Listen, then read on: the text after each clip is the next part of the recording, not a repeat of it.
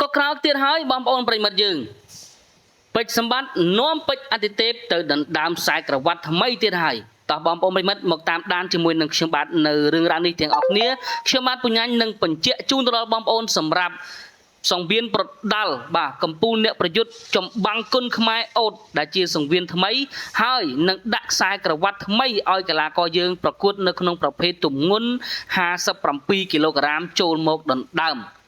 บอมโอนเนี่ยนิยมหนึ่งตามด้านถึงออกเนี่ยสำหรับเรื่องราวมื้อนี้บ่าโกสักขูชน้ำโดยจิมีนมุกมอดเทียนให้บอมโอนนะบ่าเจงตะดอกไหลนะจุกใจตะดอกไหลนู่มันทาขนมสลกหรือกระสอกตีบ่าลูกครูชน้ำปัจเจียลูกครูมันเนี่ยได้ตัวบ้านหนึ่งการจุกใจหนึ่งจับอารมณ์คลั่งหนึ่งก้มโตรปีบอมโอนสำนักเนี่ยนิยมหนึ่งตามด้านวิสัยประดาก้นขมายเปิดประกอบแมนให้ก็จีครูได้จุกใจหนึ่งขนมจุ่มน้ำครูประดาเนี่ยปีปัจจุบันของได้ហើយបើនិយាយពិសេសទៅដល់សង្វៀនណាគឺទទួលបាននៅការចាប់អារម្មណ៍និងគាំទ្រខ្លាំងមែនទែនពេលខ្លះក៏មានមួយកម្មវិធីសុទ្ធសឹងតែជាសិស្សរបស់លោកគ្រូពេជ្រសុផាន់ហៅលោកគ្រូឆ្នើមទាំងអស់ក៏មានផងដែរបងប្អូនយើងសម្រាប់សប្តាហ៍នេះសង្វៀនប្រដាល់គុណខ្មែរកម្ពុជាអ្នកចំបាំងអូតនាថ្ងៃសៅរ៍ទី29ខែមីនាឆ្នាំ2025ទីតាំងប្រកួតនៅស្ទូឌីយោបាយ័នស្ទឹងមានជ័យដែលកម្មវិធីនេះធ្វើឡើងនៅវេលាម៉ោង5កន្លះល្ងាចតទៅសម្រាប់ជំនួបដណ្ដើមខ្សែក្រវ៉ាត់វិលជុំសន្សំពិន្ទុបងប្អូនប្រិយមិត្តយើងមានកីឡាករបរទេសចំនួន4រូបនិងកីឡាករគុណខ្មែរចំនួន4រូបនឹងត្រូវប៉ះគ្នាបាទនៅជុំទី1នេះគឺកីឡាករខួនឡាំកូស៊ីនបាទរបស់គុណខ្មែរយើងនឹងត្រូវប៉ះកីឡាករអូម៉ារ៉េហ្វូតរបស់ម៉ាឡេស៊ីគូទី2ពេជ្រអាទិទេពរបស់កម្ពុជានឹងត្រូវប៉ះកីឡាករឡាវថងបាំងសឿតុំបងប្អូនយើងបាទសម្រាប់2គូនេះដែលប្រកួតនៅក្នុងជុំទី1ខ្ញុំគិតថាតានតឹងខ្លាំងមែនទែនបងប្អូនយើងបាទទាំងខួនឡាំកូស៊ីនទាំងពេជ្រអាទិទេពដោយសារតែអូម៉ារ៉េហ្វតនេះបាទគេធ្លាប់ប៉ះជាមួយពេជ្រសម្បត្តិគេធ្លាប់ឈ្នះពេជ្របន្សិតគេធ្លាប់ចាញ់កីឡាករប៊ុនសុធាក៏ពិតមែនប៉ុន្តែនិយាយពីកីឡាករនេះគឺស្វិតហើយធន់ស៊ូកែងមុតខ្លាំងមែនទែនបាទអញ្ចឹងខួនឡាំកូស៊ីនគឺអាចនឹងតានតឹងបាទគឺអាចនឹងតានតឹងហើយបើគូនេះបើឈ្នះគឺអាចត្រឹមពិន្ទុទេសម្រាប់ខួនឡាំកូស៊ីមហើយបើសិនជាកីឡាករអូម៉ារ៉េហ្វតឈ្នះអាចនឹងផ្ដួលខួនឡាំកូស៊ីមឲ្យសន្លប់ផងដែរសម្រាប់គូដណ្ដើមខ្សែក្រវ៉ាត់ទី2បាទពេជ្រអាទិទេពរហស្សនាមអាចចម្រើនគុណខ្មែរនឹងត្រូវប៉ះជើងចាស់បាទសេរីចាស់តាំងពីប៉ះជាមួយនឹងធីមឌីម៉ាប៉ះជាមួយយេនឌីណាបាទប៉ះជាមួយនឹងសាច់សល្អកាយប្រទេសខ្មាំងសែនដាឌីបាទថងបាំងសឿតុំកីឡាកររបស់ឡាវបាទថងបាំងនេះវាយច្រើនចំនួនហើយបងប្អូនយើងបាទជាង10ឆ្នាំមុនអុកឡុកសង្វៀនគុណខ្មែរខ្លាំងមែនទែនបាទមានឈ្នះមានចាញ់ហើយប៉ះសុទ្ធសឹងជាលំដាប់ជួរមុខរបស់គុណខ្មែរយើងផងដែរលើកនេះមកប៉ះពេជ្រអាទិទេពកីឡាករម្នាក់នេះក្បាច់ល្អបាទរឹងស៊ូប៉ុន្តែខ្ញុំជឿជាក់លើពេជ្រអាទិទេពគូនេះពេជ្រអាទិទេពអាចយកឈ្នះទៅលើកីឡាករថងបានបាទសម្រាប់ការប្រកួតនេះហើយជំនួបដណ្ដើមខ្សែក្រវ៉ាត់អូតនេះបងប្អូនណាបាទគឺថាបេក្ខភាពគុណខ្មែរយើងចេញមក4នាក់ប៉ុន្តែអត់ទាន់ដឹងកីឡាករណាខ្លះទេទើបតែដាក់មក2ទេដាក់មក2សិននៅក្នុងភេទគីឡូ57នេះខួនឡាំងកូស៊ីននិងពេជ្រអាទិទេព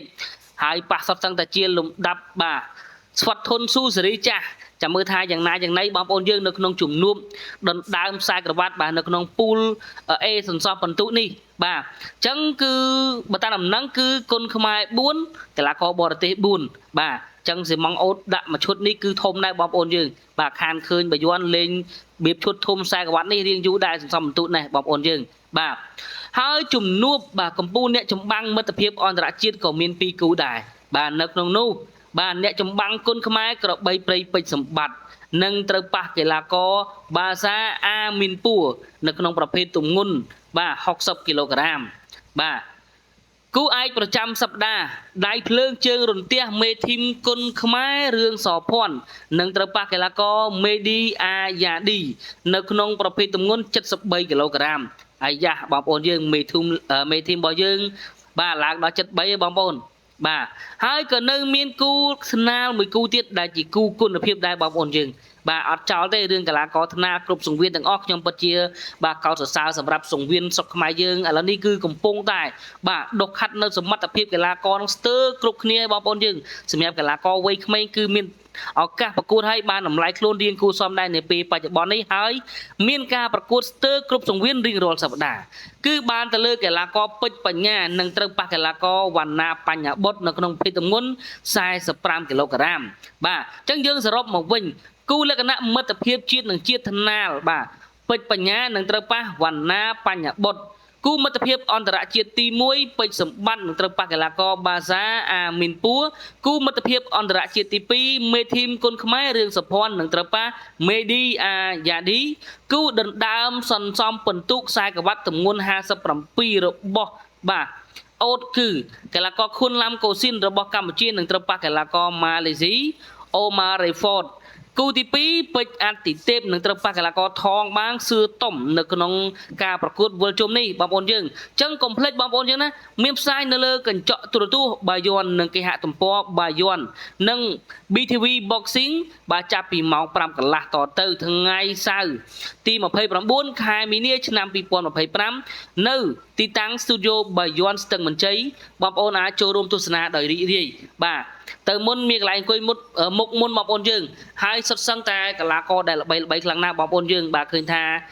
សប្តាហ៍នេះបាយ័នលេងឈុតធំបាទពេជ្រអាទិទេពអាចនឹងក្រងនៅខ្សែក្រវ៉ាត់ទី3ទេបងប្អូនយើងបាទដោយសារពេជ្រអាទិទេពបច្ចុប្បន្ននេះគាត់ក្រងខ្សែក្រវ៉ាត់2ខ្សែហើយខ្សែក្រវ៉ាត់ទី1ខ្សែក្រវ៉ាត់សេះមាសមកពីទឹកដីម៉ាឡេស៊ីខ្សែក្រវ៉ាត់ទី2 IPC គុនខ្មែរនៅកម្ពុជារបស់ស្ថានីយទូរទស្សន៍ថោន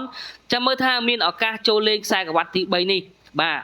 តើពេជ្រអាទិទេពអាចធ្វើបានល្អអាចដណ្ដើមខ្សែក្រវ៉ាត់បានទេដោយសារតែជំនួបនេះគឺប៉ះសុទ្ធតាំងតែខ្លាំងសម្រាប់ខ្ញុំ4នាក់នេះមិនថាកីឡាករបរទេសឈ្នះឬកីឡាករគុនខ្មែរឈ្នះទេគឺគ្រប់គ្រងនឹងពេញចិត្តនៅសមត្ថភាពដោយសារតែសមត្ថភាពគឺអាចនឹងប្រហាក់ប្រហែលគ្នាបាទគួរឲ្យពេញចិត្តខ្លាំងមែនទែនសម្រាប់2គូនេះបាទទាំងពេជ្រអាទិទេពបាទទាំងខុនឡាំកូស៊ីនបាទអូម៉ារ៉េហ្វតនិងថងបាងសឿតុំដោយសារតែសមត្ថភាពនឹងគឺអាចនឹងប្រហាក់ប្រហែលគ្នាបងប្អូនយើងហើយបងប្អូនយើងកុំភ្លេចចាំមើលថាថ្ងៃសៅរ៍នេះនឹងមានអ្វីកើតឡើងដោយសារតែល្អប៉ះល្អបាទហើយនៅសល់4រូបទៀតបាទនាសប្តាហ៍បន្ទាប់អញ្ចឹងសង្ឃឹមថាបាយ័ននឹងបាទបង្ហាញនៅសមាសភាពកីឡាករចំនួន4រូបទៀតជូនទៅដល់បងប្អូនចាំមើលថាមានកីឡាកររូបណាខ្លះត្រៀមមកប៉ះគ្នាដើម្បីបង្ហាញនៅទស្សនីយភាពប្រដាល់គុណខ្មែរដ៏ជក់ចិត្ត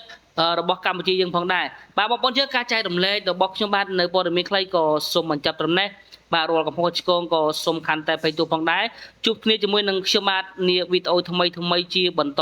ទៀតចឹងបងប្អូនបាទកុំភ្លេចចូលរួមទស្សនានិងគាំទ្រលើកទឹកចិត្តទៅដល់កីឡាករគុនខ្មែរយើងបាទគូដណ្ដើមខ្សែក្រវ៉ាត់ដុតស៊ីម៉ងខ្សែក្រវ៉ាត់របស់អូតគឺខុនឡាំកូស៊ីនប៉ះអូម៉ារ៉េហ្វតពេជ្រអាទិទេពប៉ះកីឡាករថងបាងសឿតុំបាទអរគុណច្រើនជួបគ្នានៅវីដេអូថ្មីជាបន្តទៀតរកមកឆ្កងក៏សូមខន្តីអភ័យទោសបងប្អូនជួយ share ចុច like ក៏ដូចជាធ្វើការ comment បាទខាងក្រោមវីដេអូផងដែរដើម្បីជាការលើកទឹកចិត្តក៏ដល់កីឡាករយើងបាទក៏ដូចជាធ្វើការផ្សព្វផ្សាយឲ្យបានទូលំទូលាយនៅព័ត៌មានប្រដាល់គុណខ្មែររបស់យើងទាំងអស់នេះផងដែរជូនពរបងប្អូនយើងសុខសប្បាយទាំងអស់គ្នាជួបប្រទេសតែសំណាងល្អផងដែរពីខ្ញុំបាទពុញ្ញាញគុណខ្មែរ Sport